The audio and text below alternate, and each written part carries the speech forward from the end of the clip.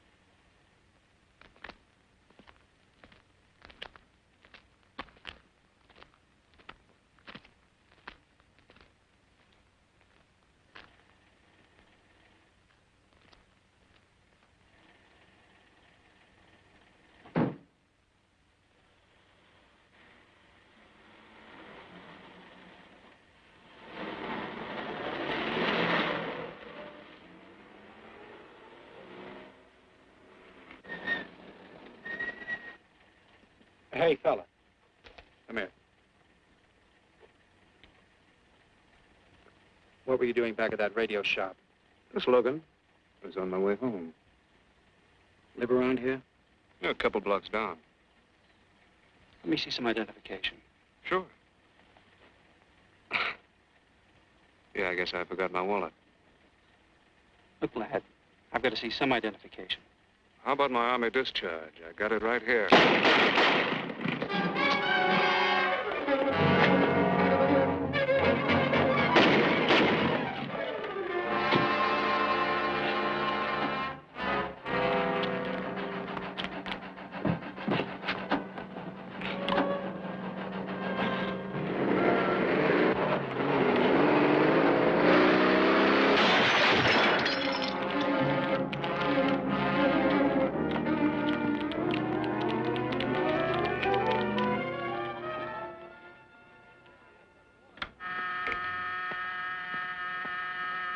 Police Department, Operator 27. I want to report the shooting of a policeman. Hold on, please. Give me that again, please. I'm calling to report the shooting of a policeman. What's the address? 5057 State Street, just west of Santa Monica. Just a minute. Receiving hospital. Operator 2. Operator 27, 5057 State Street, 5057 State Street. An officer has been shot. Send an ambulance. All units in the vicinity of State Street and Santa Monica Boulevard. Proceed at once to 5057 State Street, 5057 State Street. An officer shot. Code 3.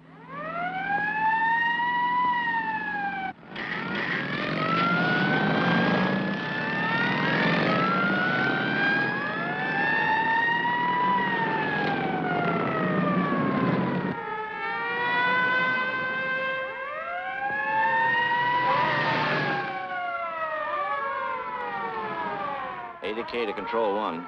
Control 1 to 80K. Go ahead. This is Breen. Instruct homicide to throw out a dragnet and pick up all suspicious characters in the area of the shooting. Also notify Sergeants Marty Brennan and Chuck Jones to report to me at the scene of the crime. Control 1 to 80K. Roger.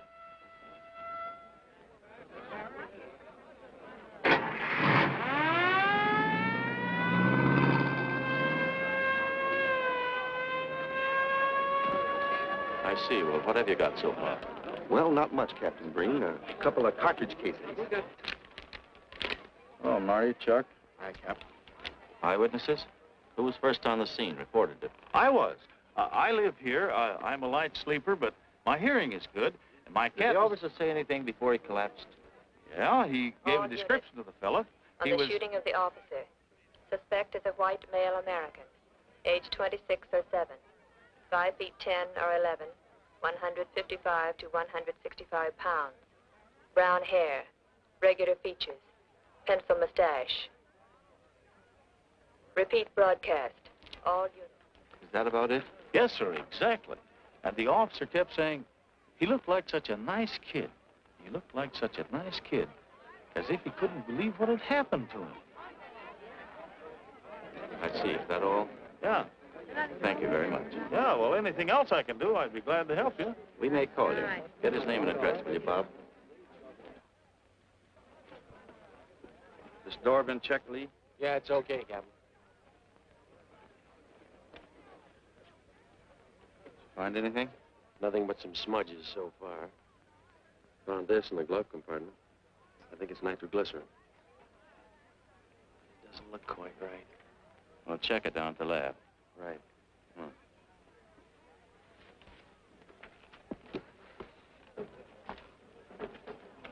Open this up, Joe. No key, Captain. I'll try it open. Give me that bar, Frank.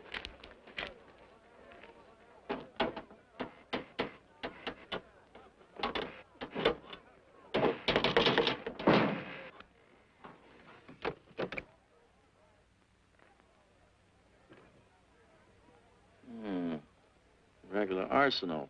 Yeah, get a load of that. What is it? I don't know. It looks like some kind of an electrical device.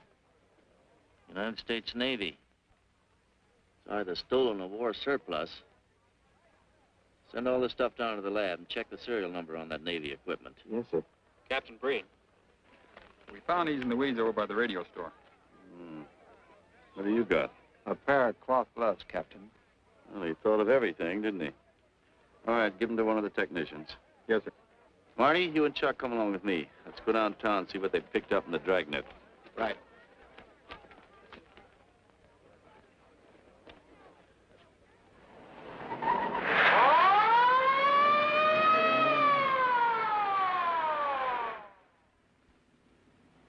You know him, Marty? Yeah. I know his wife, too. Ever since high school. Captain, I wish you'd let Chuck and me handle this case.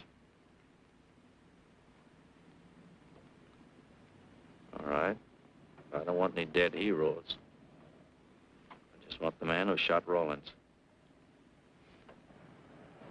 The suspects began to arrive at headquarters in droves. The police tossed every motel and hotel and many private homes in a 4-square-mile area around the scene of the shooting. Every available radio car and patrolman and detective was out on the dragnet. The strings were being drawn tighter and tighter. Many a man returning from a date or a late party or a poker game surprisingly found himself in a squad car, its siren screaming as it brought him to the detective bureau. The dragnet gathered in some strange fish, and many ordinary ones. All the rest of that night, the detectives probed, needled, questioned, quizzed. Everything was checked. Fingerprints, names, addresses, stories. Every fish in the net was examined.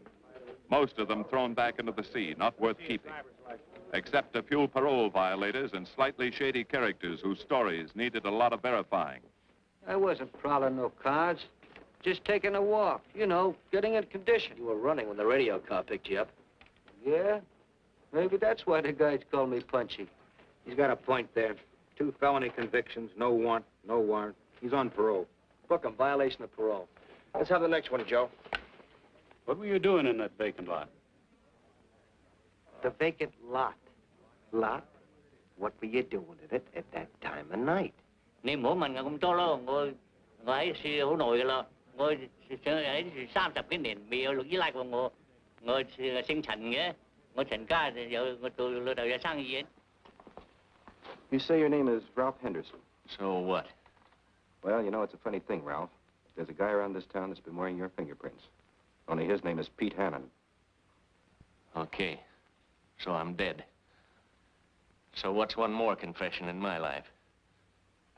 Now you're talking, Hannon. Okay, Andy. Hello, Harry. What have we got here? Oh, some robbery suspects. Candidates for San Quentin. Handsome here is the big shot. He runs the outfit. Have a gander at his record. Car theft, escape from reform school, robbery, assault with a deadly weapon. Not bad. Look at the heater we found on him. German Luger, fully loaded.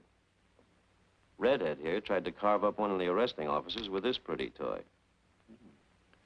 Nice boys. By dawn, many minor wrongdoings had been uncovered, and a few incipient felonies. The checking of the suspects had been thorough, painstaking, and tedious. But all the work was for nothing. The man who had shot Officer Rollins was not among them.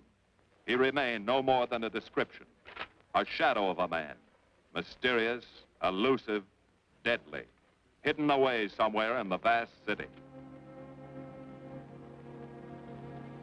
As for Rollins himself, he couldn't help. He was in a coma at receiving hospital. Mrs. Rollins waited out the long, tense hours while her husband fought to live. Many another officer's wife had so waited. Many another will. The word came shortly after sunup.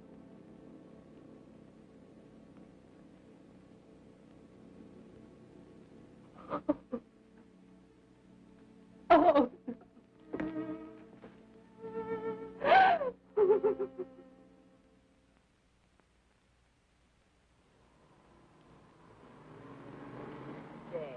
A white male American, 26 or 7, 5 feet 10 or 11, 155 to 165 pounds, brown hair, regular features, pencil mustache. This was no frightened fugitive. What went on in his mind? Why had he set his hand against his fellow men, taken the life of another, of a stranger, of a man who was merely doing his duty? He must have some plan, some goal that called for sudden death to anyone who got in his way.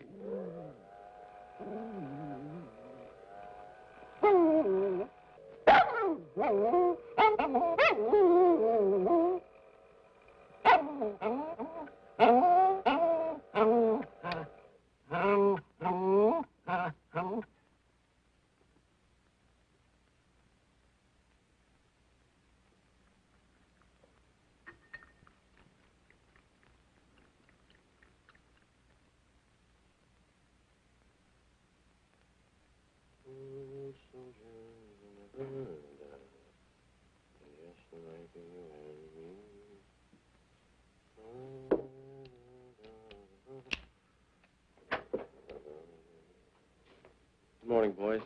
Morning, Lee. Hi, Professor. Well, I thought this was safe cracker soup. You gonna drink it, I hope? I'm really a nice guy. Stick around. I'll prove it. Come over here.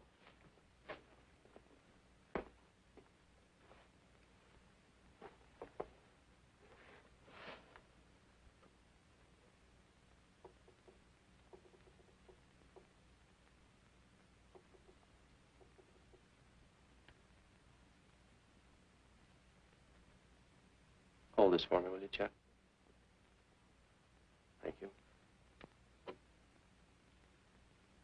Now, if you'll hand me that hammer, Marty. Thank you.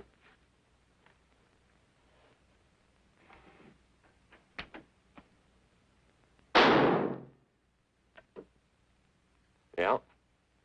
Nitroglycerin. I didn't ask for a collection of fingers, just fingerprints. All those nice fingerprints on the car belong to the man it was stolen from, Cap.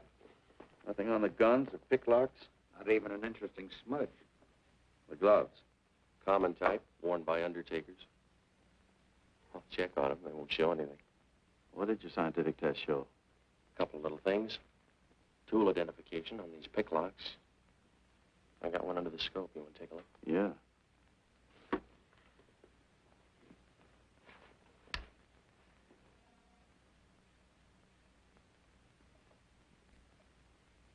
Take a look. I see. Well, it seems to tie the tool up with the lock. Now, if that microscope could only tell us who did it. I'm working on that. No, only an amateur would carry that liquid dynamite in a car. This boy's no amateur. Took the precaution of desensitizing it so it'll take normal shock. Took a lot of other precautions, too. No fingerprints, no identification, nothing definite. Except his scientific. Knows electricity. Is inventive. Yeah. I'm happy on the trigger. This is Captain Breen. Get me Captain Stevens a burglary, will you? I hate to disappoint you, Lee, but I think you've come up with something. Hello, Steve. How are you? Did your daughter's marriage come off all right? Good. Look, Steve, on those burglaries of electrical equipment lately, were there any where picklocks were used to gain entry? Good. Well, let me know if there's another report of one, will you? I've got an idea the Rawlins killer may be tied in with those. Fine. And give my regards to the newlyweds, too. So long, Steve. Well, what are you waiting for? You've got a job, haven't you? Get going.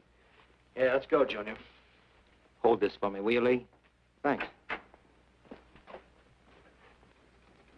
And so, with no fingerprints and only a vague description to go by, Sergeant Brennan turned to the modus operandi file. A criminal, like any human being, has his own habit patterns, unconscious traits that can lead to his downfall.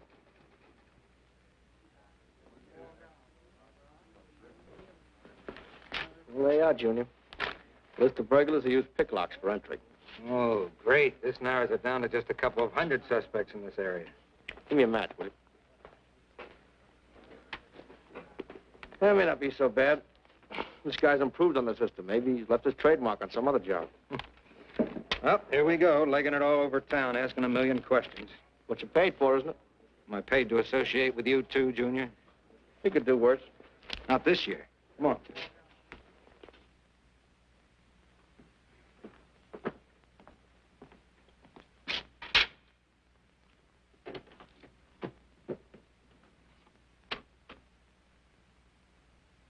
Car 12, car 12, in the 10,000 block on Mississippi. A 394-15 disturbance.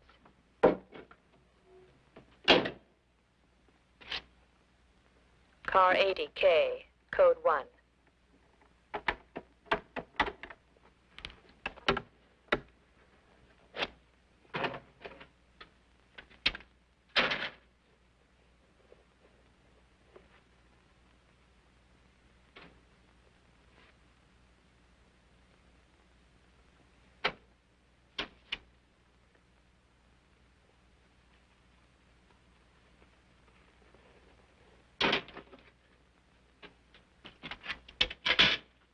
All units, on the broadcast of the suspect arrested in the shooting of Patrolman Rawlins.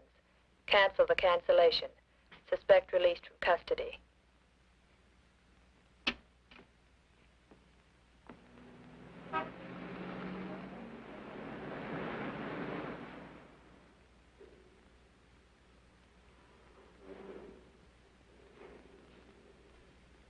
Oh, hello, Mr. Martin. You find Mr. Reeves in the machine shop.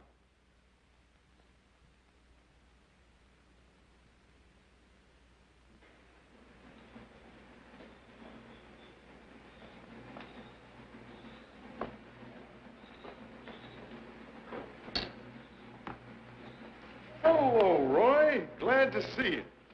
How are you, Mr. Reeves? Hi. I was hoping you'd drop in. I wanted to thank you for showing us how to handle that repair job. Helped a lot.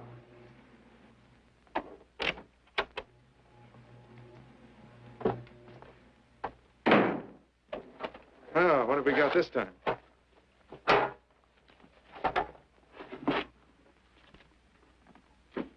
Silograph.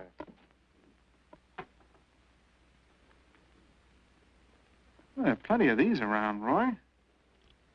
Not like this one. Yes, I see. I suppose, as usual, you've added your own improvements. You know, it seems wrong that a man of your talents should bother consigning equipment for rental.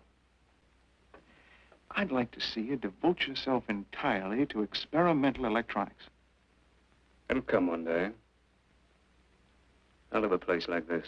Well, why wait? I've got a pretty good setup here. You'd have modern equipment to work with, a lab, and my confidence. Thanks, Mr. Reeves. I have other plans. But, Roy, you can't tell where it'll lead. Might even work your way around to a percentage of the business. I like it this way. You just rent out my equipment. All right, Roy. All right. But if you should change your mind... I'm not likely to change my mind. I suppose you want me to set this up for rental, too. Mr. Reeves, you've already got 5 pieces of my equipment. You'd like to know what results I've had from the rental so far, Well, I can't say as I blame you. I think you'll find this satisfactory. Satisfactory. Goodbye, Mr. Reeves. You'll come back again soon, won't you? Sure. Oh, incidentally, how's that television projector coming along? The one you said would reflect a 12-foot image. Still working on it. I just wanted you to know I've already set up a rental on it. In fact, I think they'd like to buy. It'll come pretty high. Oh, money's no consideration with this customer.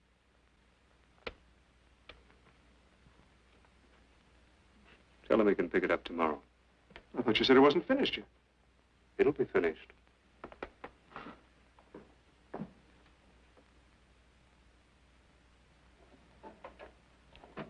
It uses an image fixer and then projects by ordinary incandescence. Roy, this is the best television projector I've ever seen. Let's hope that your customer thinks so. He will. Yes? Send him right in, Charlotte. There, you see, our customer is here, begging for the privilege of buying. Better be running along. I'm not much good at business. Oh, but Roy, he'll want to congratulate you. Just see that the price is right. All right, Roy. I'll get you a good deal. So long. See you.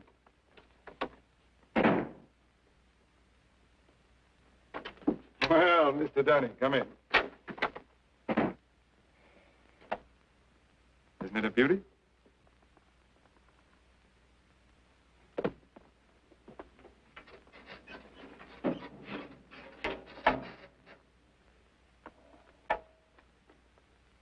It's a beauty, all right. You like it? I certainly do like it. You see, it's mine. What do you mean? Let me have the police. I built it.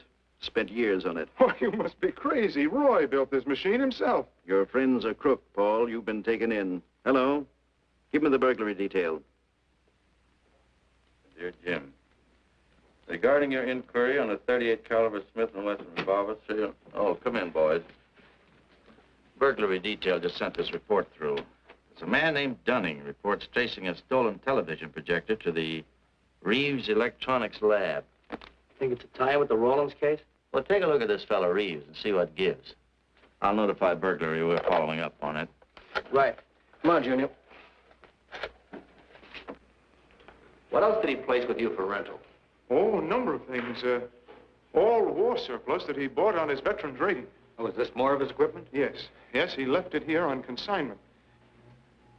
I'm sure that Roy can explain everything. Well, maybe he can, Mr. Reeves, if you'll tell us where he lives. But I don't know. Mr. Martin's on the phone, sir. I'd better talk to him. I think so, Mr. Reeves. I'll take it in the superintendent's office.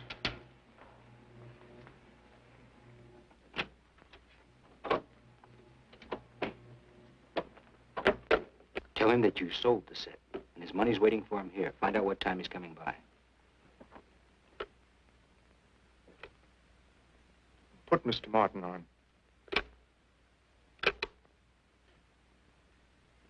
Hello, Roy? Yes, I've sold it. Your money is waiting here for you. Yes, I'll be working late tonight. What time will you be by? First thing in the morning. Well, maybe you better come in tonight, Roy. A couple of things I want cleared up. Like what? Oh, technical things. Besides, I don't like to leave the money in the plant overnight. How about 8:30? Fine. I'll see you then. I'll leave the front door unlocked.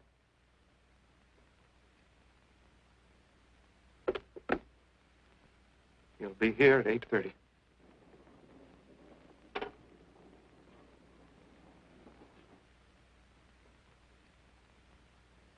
Well, I'll just run along home and get some dinner. We'd like you to stay, too, Mr. Reeves. Why? For company. You want to cooperate, don't you, Mr. Reeves? Certainly. Good. Now, you just wait in your office. We'll be around. Very well. This way, gentlemen.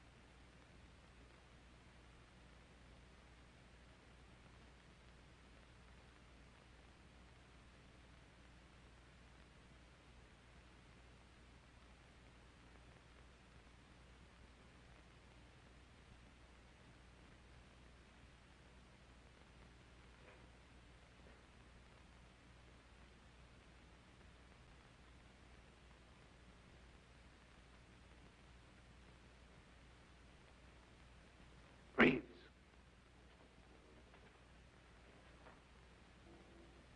That you, Roy?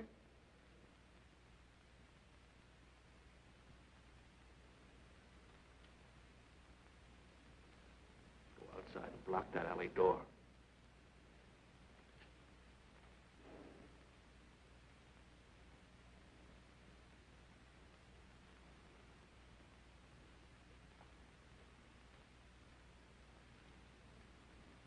Where are you, Roy?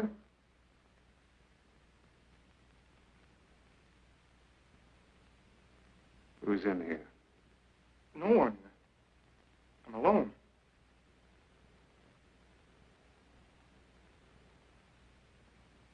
Come on in. I've got your money for you. Bring it out here. All right. Just a minute.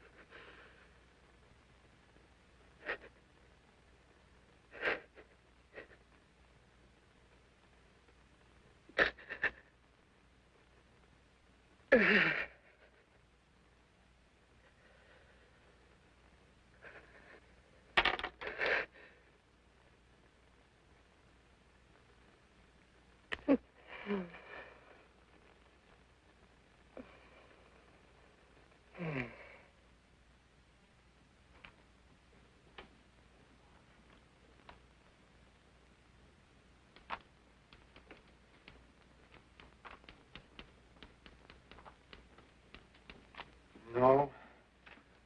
None of them even looks like Roy Martin. He had such a fine face. Didn't keep him from carrying a gun. Or didn't you know that?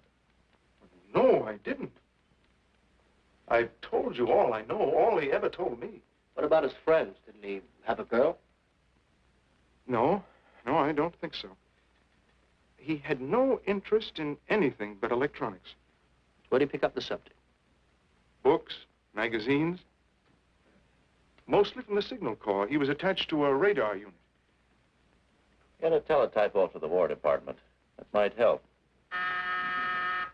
Yes? Ready on your call to receiving hospital, Captain Breen. Hello, this is Captain Breen.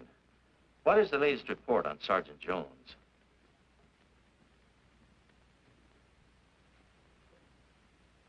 I see. Well, let me know if there's any change, will you? Thanks. Chuck's in pretty bad shape, Marty. He's paralyzed. May never walk again.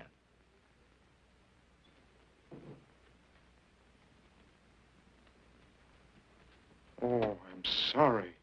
It's funny that Martin showed up at 7 when he told you he wouldn't be there till 8:30. I don't know why. Except he was always unpredictable.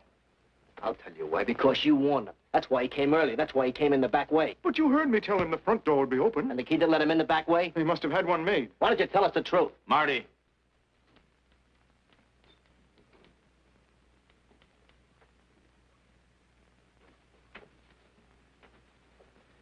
Now, look, Paul. You can make it a lot easier for us to believe your story if you'll just give us some facts. Something that might help us. I've told you all I know. I've been gullible, all right, letting him make a fool of me. But I'd do anything to make up for what he did to Detective Jones. Sure you would. You can go now. Oh, thanks. Thanks. My friends, they can vouch for my character. That's good. We'll call you if we need you. Thank you very much. I think he's telling the truth, Marty. I think he's just gullible, like he said. What about the stolen stuff he was trying to peddle for Martin? We'll use it for bait. Maybe Martin will come back for it. Then we can ask him. Here. Nevertheless, I want a 24-hour tail put on Reeves, and I want a watch on his home and his factory. Right. You can keep those. Okay, Captain.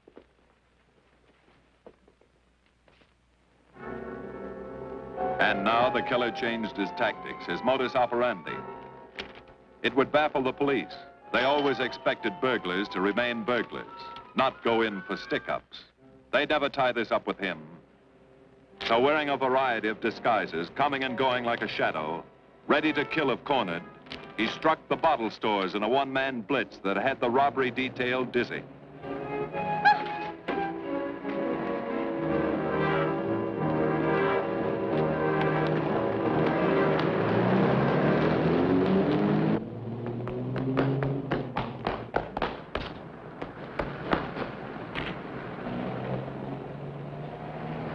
The killer, always resourceful, always thinking along lines that would baffle his hunters, had discovered an ideal avenue of escape. Under Los Angeles is a vast and intricate system of huge storm drains built to siphon off the flash floods of the rainy season. Many of the tunnels are large enough for 2 cars to drive abreast. Here were 700 miles of hidden highways, ideal for the use of someone who needed to hurry from place to place without being seen. Ideal as a hiding place for guns and supplies in case of emergency. What is it, Lee? Well, the reason I asked you to come over is I think I've hit on something. An identification? No, not quite, but a tie-up. Now, these are the shells from the gun that killed Rawlins. These were fired in the liquor store holdup in which the bandit got away. And these were fired at Chuck. Now, as you know, every ejector, even in guns of the same model and caliber, is different. Each one leaves its own markings on the cartridge casing. Now look at these fine striations. This deep gouge. The same on all 3.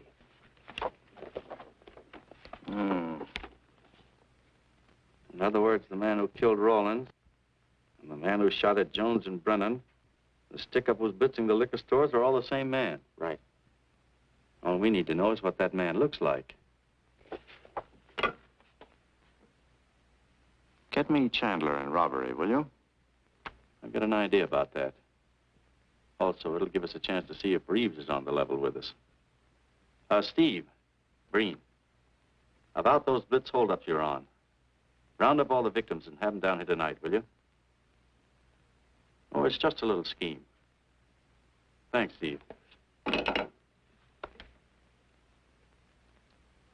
That's good. Now I'll sketch another one of the same type, only this time thin it out a little, huh? All right. Hi, Lee. How's it coming? Be ready for tonight? We'll be ready. Think it'll work? It should. When'd you get the idea?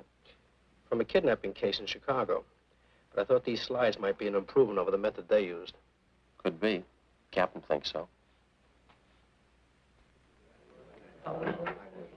Good evening, ladies and gentlemen. May I have your attention for a moment, please? You've all been asked to sit in on a little experiment tonight. We're going to try to build a picture of a face. A face of a man who's cunning, resourceful, and deadly. He's a man who killed a police officer. Now, some of you he held up at the point of a gun. You may have seen his face, remembered something about it. And we want you to tell us exactly what you remembered. Whether it's his hair, eyes, nose, or mouth. And we're going to try to put those pieces together so that they add up into a picture of the face of the man we want. Now, you can see how we're depending on you. Lights? Now, first, we're going to concentrate on the type of hair our man had. And if the picture looks anything like his hair, I want you to speak right up. All right, the first slide, Lee.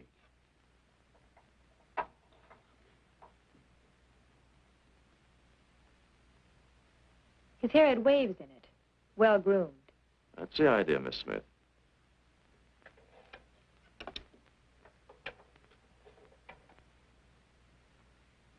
Is that any closer?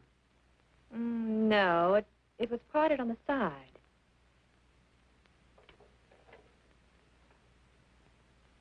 Oh, that's more like it, except it was thicker.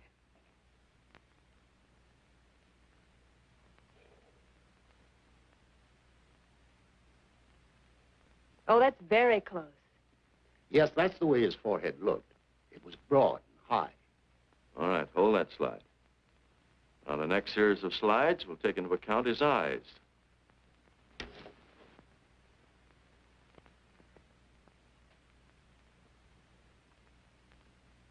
Oh, 1 minute, please. Wait, 1 minute. His eyes were a little like that. Maybe a little smaller, like beads. Go on, Lee.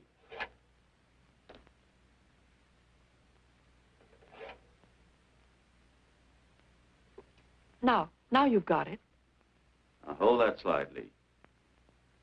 Anyone else? That looks like him, only a little madder. He had a patch over one eye when he come into my place of business. I remember noticing that the one showing was blue. Well, the guy that stuck me up had on horn-rimmed glasses. He was wearing a Band-Aid across his nose when he knocked me over. Uh-huh. All right, hold that, Lee. Well, so much for the eyes. Go ahead.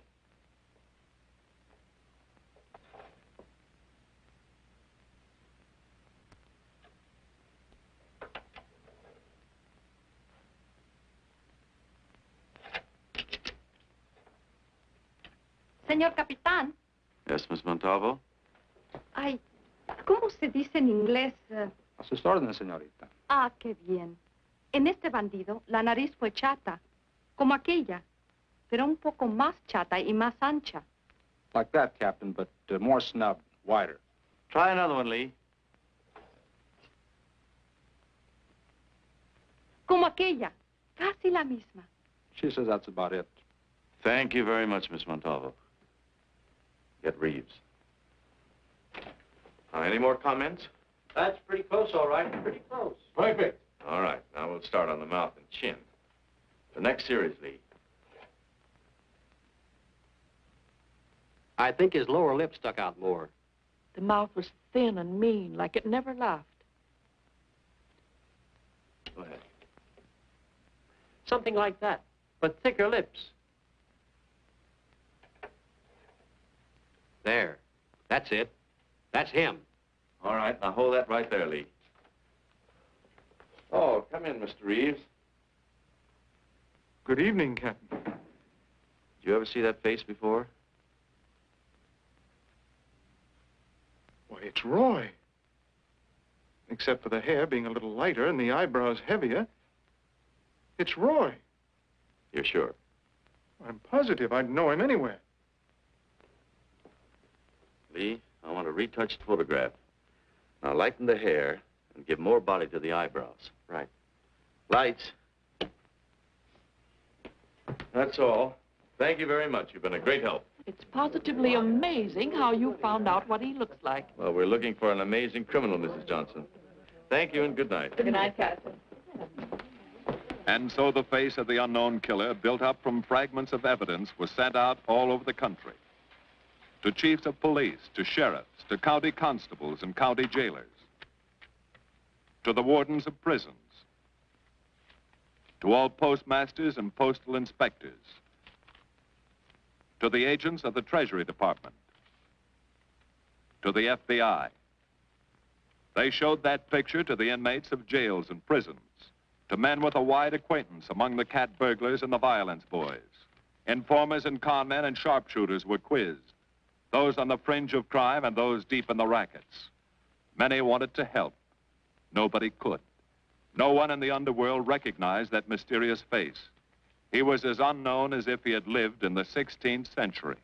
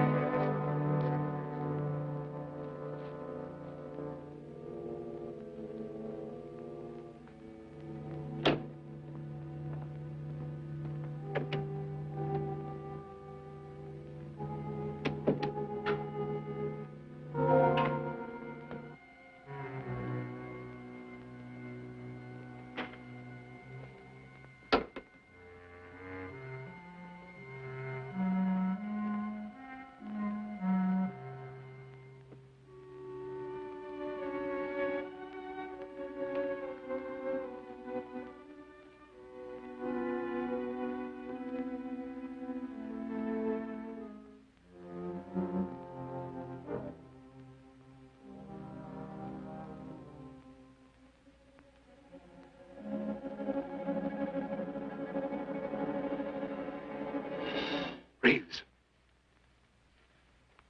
Roy. Listen carefully, Reeves. Control yourself. I know you're alone in the house. Act like you're alone. Cops are watching every move you make. The police here? They got you staked out like a muskrat hide, watching you around the clock. Here at your plant, tailing your car.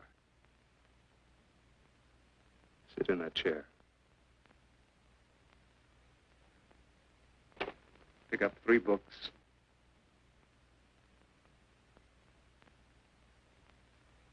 Don't look up and don't answer me. All right. But glance at the books.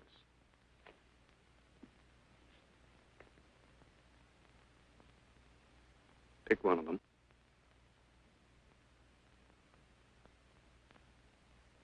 Okay. Now, that's the book you want to read before you go to bed. Now, get up and turn off the lamp.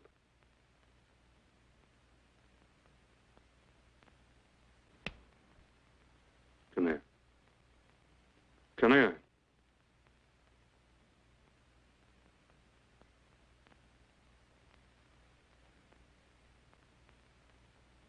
Go in the den.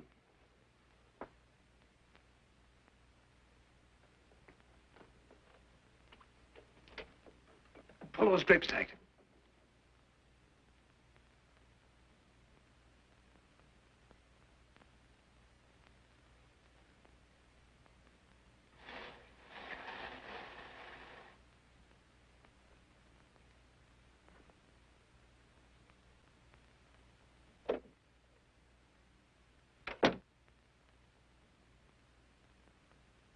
Now get away from him.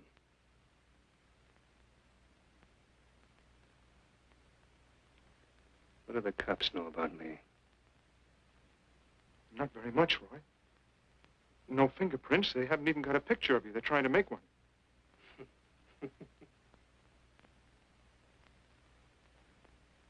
How much cash you got in the house? None. I never keep any cash in the house. It isn't good business. I suppose you think it was good business letting me walk into that trap. No, Roy, no. Don't do anything you'll regret. Now, listen to me. It isn't too late. Give yourself up. Come to your senses before you kill someone else.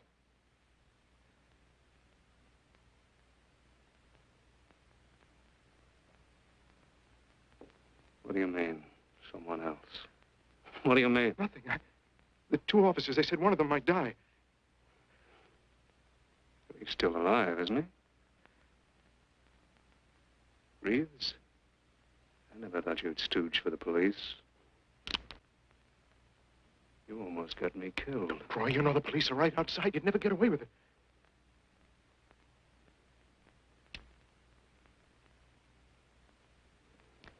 That's right. Now you're being sensible. I know there's money here. Where is it? Don't worry. I'll get it.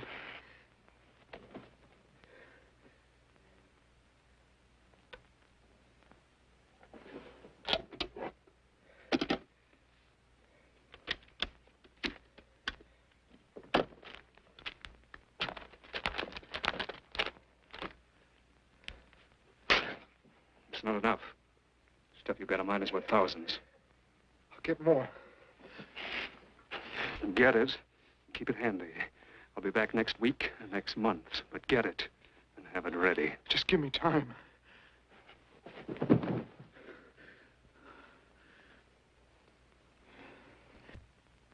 Oh! Look, I don't want policemen outside my house following me around. That's what made Roy suspicious. I'm leaving in the morning. I'm afraid I'll have to disappoint you, Paul. Unfortunately, you're our bait. I won't do it. I've done enough. Look, no one's done enough until we find this killer. I asked you to keep a sharp lookout on this house, Marty. I did. Two of the best undercover men in the department were assigned here. That didn't keep Martin from getting in. What's the matter? You tired?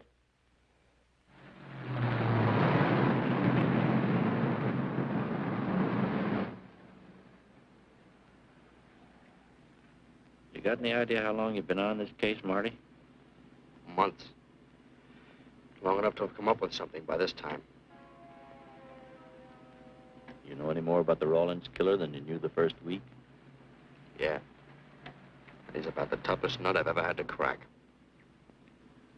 That's what I told the chief when he called me in this afternoon, wanted to know why the case hadn't been broken.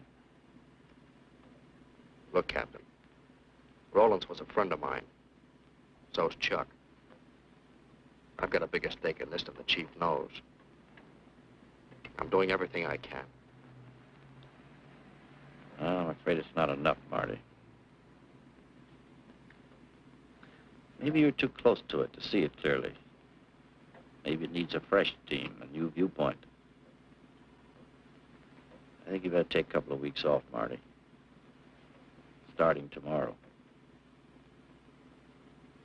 Anything you say, Captain.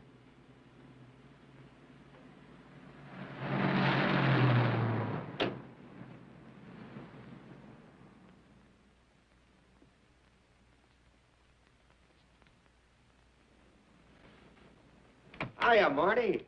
Hi, Chuck. Meet Miss Scanlon, my new bodyguard. He's the one I've been telling you about. Oh, you mean the one with the steel trap brain? How do you do? Hello. Say, this guy been behaving? After a fashion. See, she takes me out in my go-kart, puts me to bed, wakes me up, dresses me. You're perfectly capable of dressing yourself now. Mr. Jones. I'll be back in a few minutes. Well, how's it been going, Junior? Oh, pretty good, Chuck, pretty good. Is that why you're off the case? How'd you know? Breen was in to see me this morning. Oh. Suppose he also told you they put a new team on the case. He told me everything. Yeah. Let's see what his new boys dig up. Well, maybe they'll examine the facts of the case a little more carefully. What facts? That our man's sharp, that he's intelligent and works alone, that he has no record, never leaves a fingerprint and knows every move we make? Sure, plenty of facts, only they add up to nothing. Sure, forget it. You got yourself a 10-day vacation. Go on down to the beach, get a suntan. By the time you get back, the case will be broken. Isn't that what you want? You know better than that. All I know is what I hear. You sit there batting your gums about how the old man let you down. Maybe he's trying to wake you up. He's got a funny way of showing it. There you go, flying off the handle. Always taking things for granted. I wish I could get up and boot some sense into you. He knew what this case meant to me. He still does. That's why he's trying to get you mad enough to do something about it. You don't really figure that's his idea, do you? I know it is. Ah, it's a tough case, Chuck. Not an angle, nothing to go on. You'd know what I meant if you were out working with me. I have been working with you. That's all I've had to do lately, just sit around studying what little facts we have, trying to figure out who he might be. You know the kind of a guy we're up against, then. I tell you, Chuck, this guy's a genius the way he operates. As if he were right there with us every time we go out after a lead. Oh, sure. Breen's been tipping him off just to make you look bad. Yeah, almost like that. Boy, he beats us to the punch every time. There's your angle. You just hit it on the head, but you don't see it. Look, start adding. 1, he's unknown to the underworld. 2, he beats you to the punch, right? And 3, it's almost as if he were with you. Isn't that what you said? Yeah. Well, tie that up with a lot of other little things, like the fact that he uses a police gun and the accuracy of his shooting. Anybody could buy a police gun, and the Army could have taught him how to shoot. Yeah, but who taught him how the police operate? Oh, I know what you're driving at, Chuck, but a cop. Those things happen. Yeah. Now, if I were still in the case, I'd start with our own department first, then Santa Monica, Culver City, Burbank, Pasadena. See you later, Junior. Hey! Don't let him out of your sight, beautiful. It's the first time in years he's used his head.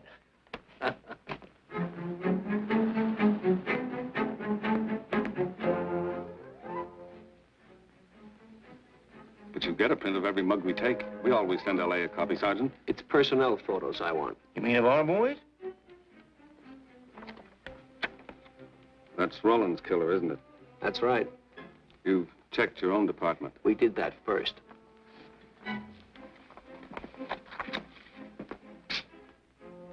And so the tedious quest went on.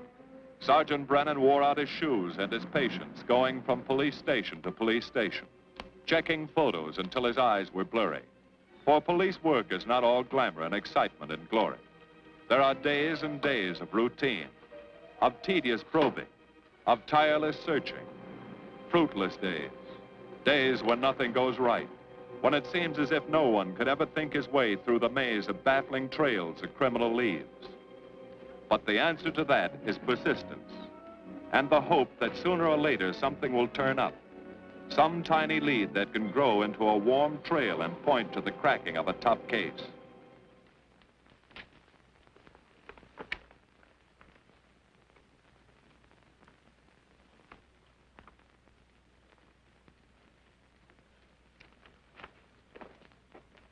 Well, that does it, boys. Can't say I'm sorry you didn't find him in here. I'd hate to think it was a cop. Doesn't seem to be anybody. Just a lot of pieces of a face that never existed. Do you mind if I see that again? Sure, frame it. Put it on your dresser. Wait a minute. He wasn't a cop. He was a radio technician right here in our dispatch office. What did you say? I'm saying he worked here in 42. Well, come on, give. I remember the kid well. He was sort of strange, never bothered with anyone in the department, just kept to himself. But he was in line for promotion when he was drafted. Where was he living at the time? I don't remember. Try the dead files. He never asked for his job back after the war. I remember writing to him about it, though. He was an excellent worker. Oh, yeah, here we are. Yeah, this is it. Took a while before he answered, but like he says in the letter, he wasn't interested.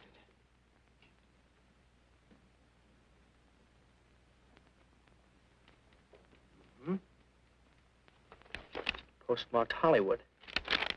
No return address. What do you want us to do? All the work? Oh, thanks a lot, Freddie. You remember, he was a civilian employee.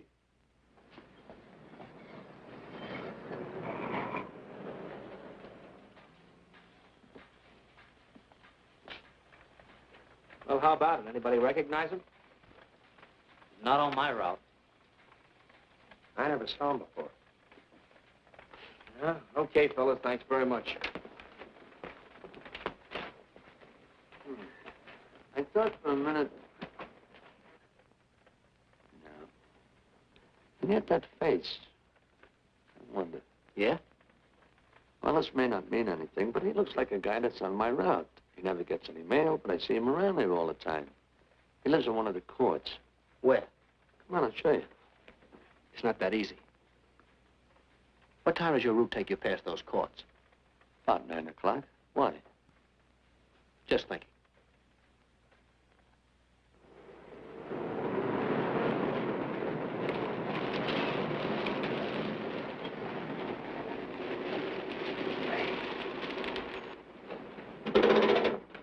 You got any chocolate milk?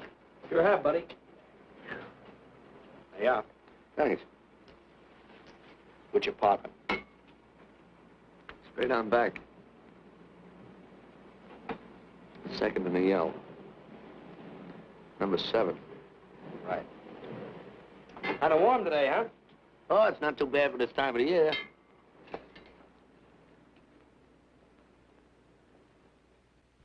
Good morning. Morning. You're new in the route, aren't you? We had a substitute. What happened to the other fellow? Sick. Oh, what's the matter with him? I don't know. I catch everything. Hear about it on the radio, and next morning I got it. Too bad. You aren't very social. The regular fellow always stops and talks to you. Sorry, lady, I'm a little late this morning. I was hoping maybe you could help me. There's something very funny going on in this court. Yeah?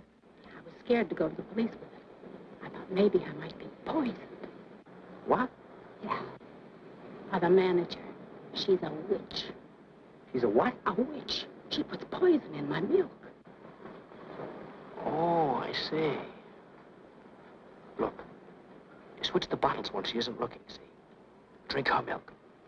Then you'll be safe, right?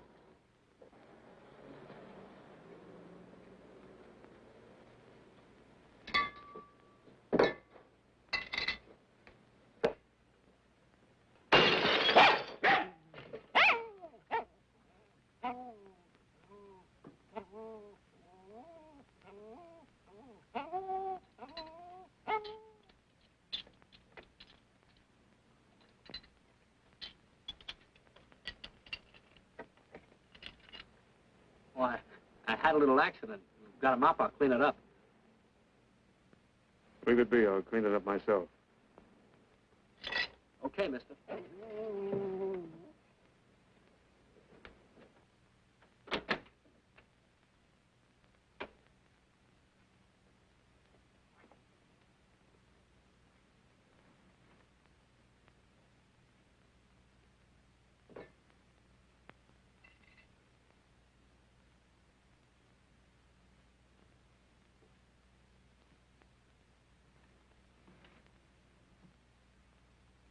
The place is called Bellevue Court.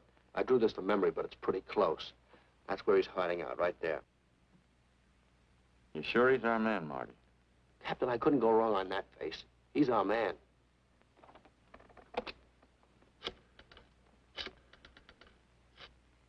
Now, there are 5 cottages in this area, and 2, number 6 and 7, in the L at the end of the row. Our man lives in number 7. This building department plan will show you the whole layout. It's bounded on 3 sides by Fuller, Santa Monica, and Poinsettia. Now, the court is partly surrounded by a high wall. Breen, homicide. Good. You keep your eyes open until we get there. Morgan has just gone into his bungalow alone. Any questions? All right, you all have your instructions. Let's go.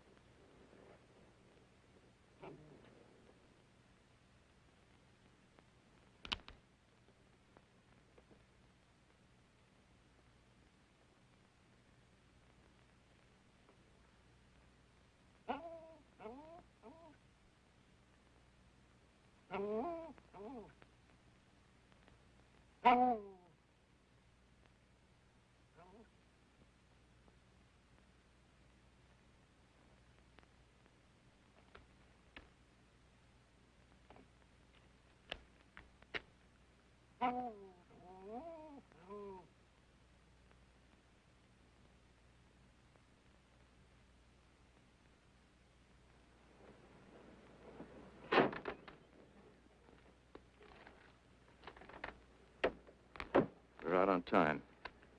Wait 5 minutes. Go around and block the side entrance. Keep your lights off.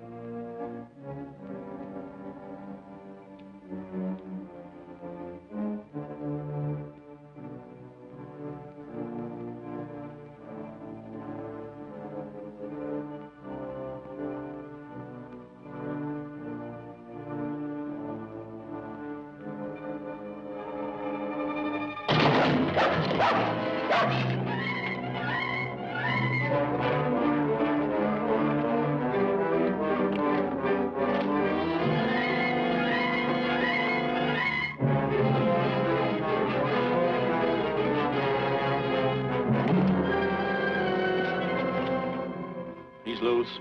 I want a radio car in a hurry.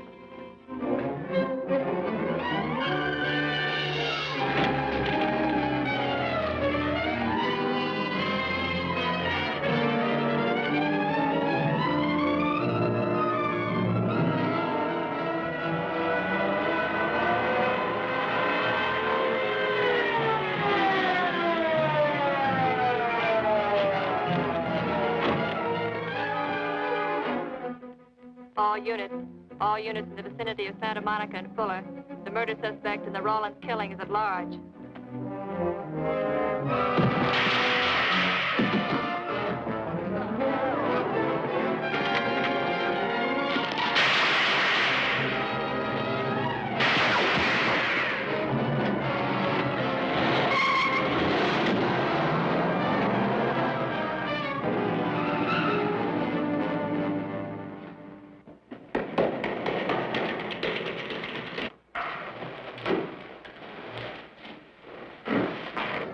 I want a map covering the storm drain system in this area.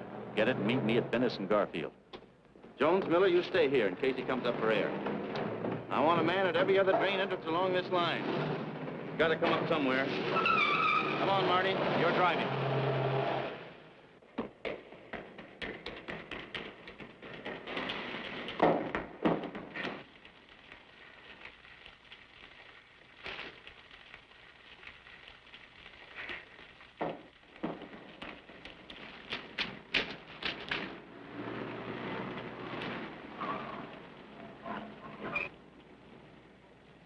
Keep this drain covered.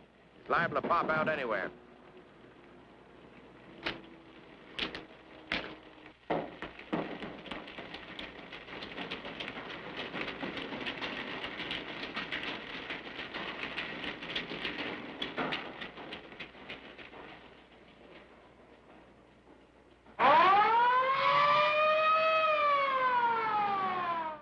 Why Venice and Garfield, Captain? It's the main intersection of the system. We can head him off that way. ADK to Control 1. Clear frequency 7. This is an emergency. Control 1 to all cars on frequency 7. Stand by. Control 1 to 80K. Go ahead. Notify homicide. Send the following to Venice and Garfield. 4 squads, battle lanterns, gas mask, tear gas. Urgent. This is a code 3. Control 1 to 80K. Roger.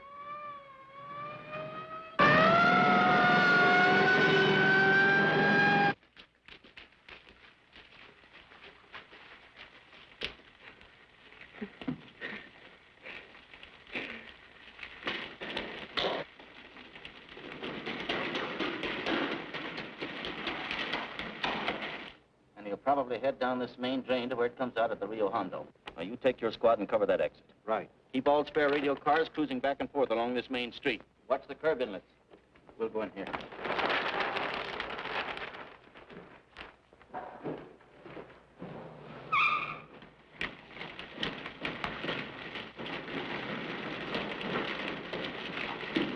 Any sign of him? No. And we've searched every foot between here and the Rio Hondo outlet. Then he must be up ahead. Let's go.